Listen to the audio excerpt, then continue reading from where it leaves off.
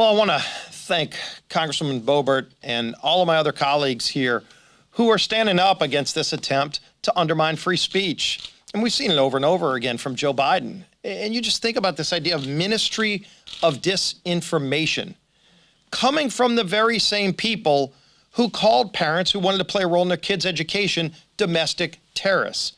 What is it that Joe Biden has against people expressing their views if it goes against his far-left Soviet-style radical ideology? That's really what this is about.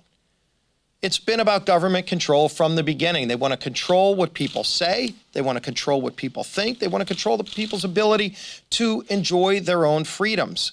You saw it over and over again during COVID. Schools should have been open early off, and the science, by the way, was very clear on that.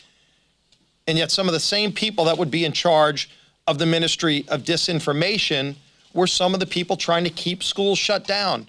When the data early off said it's harming kids, it's harming them emotionally, mentally, the learning that they lost, millions of kids that will never catch up because they kept schools shut down.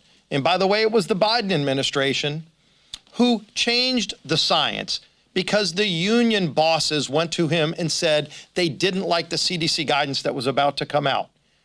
And they were actually able to get the CDC to change the science to conform to what the union bosses want so they could shut down schools easier.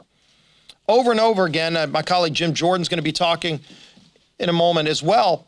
We've been calling for a hearing on the origins of COVID for over a year.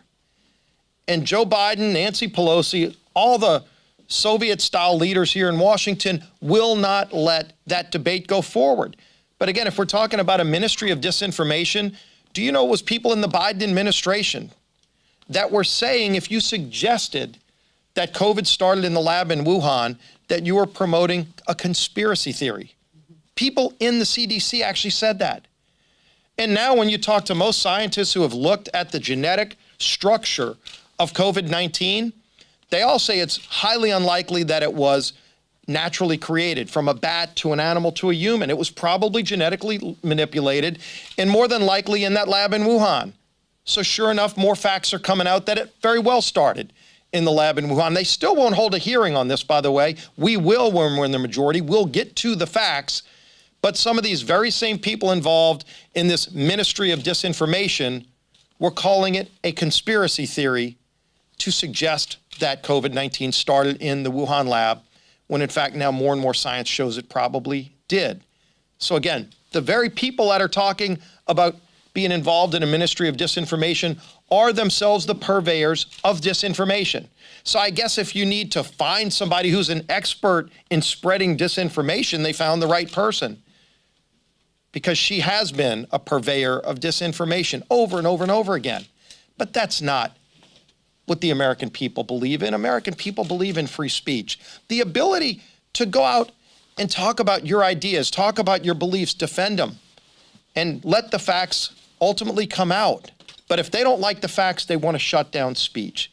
And that's not only unconstitutional, it's un-American, and we need to defund it. We're going to continue fighting to get this bill brought up. And I congratulate again Lauren Boebert and all of my colleagues who are going to stand up for free speech and against their disinformation from the Biden administration.